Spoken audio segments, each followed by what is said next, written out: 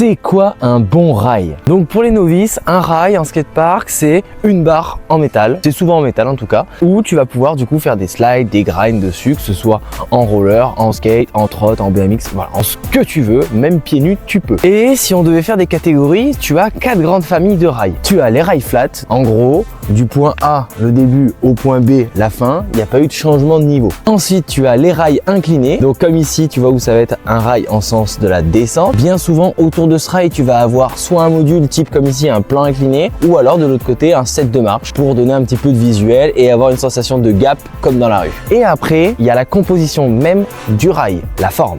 Donc là, si tu regardes bien, la forme du coping de ce rail, c'est une forme arrondie. Alors que sur celui-ci, on est sur un rail en forme carrée, avec, comme tu vois, des angles et du plat au-dessus. Mais alors, c'est quoi un bon rail? Bah, tu t'en doutes, il n'y a pas de réponse magique à ça. Ça va dépendre de ton niveau de pratique, ça va dépendre de quelle discipline tu fais. Quelqu'un qui fait du skate va préférer peut-être du rail carré, contrairement à quelqu'un en roller qui va préférer du rail rond. Donc sur ça, j'ai pas de réponse magique. Je vais te donner mon avis sur la question en essayant de prendre en compte la plus grande globalité des riders. Pour moi, le meilleur rail en skatepark, c'est ce type de rail. Donc tu es sur un rail flat, donc qui est à plat, qui a une longueur correcte, c'est-à-dire qu'on n'est pas sur un rail trop long parce que si le rail est trop long en skate ça va être hyper dur à le prendre, mais s'il est trop court en roller ou en trottinette c'est quand même assez pénible de s'amuser dessus. Ensuite là, ce qui est pas mal sur ce rail, c'est la hauteur. On est à peu près à la hauteur de la partie haute de mon tibia. Alors tu vas me dire ouais, pour débuter c'est mieux d'avoir des rails plus bas. C'est vrai que quand on débute on préfère d'avoir des rails un tout petit peu plus bas, mais il faut pas non plus que ce soit ras le sol. Je t'explique pourquoi. Si c'est trop bas en fait tu peux te faire mal, parce que le truc c'est que si jamais tu fais une zipette, tu vas difficilement pouvoir te rattraper si le rail est tout en bas et du coup tu vas tomber de tout ton poids sur le sol, voire pire sur le rail.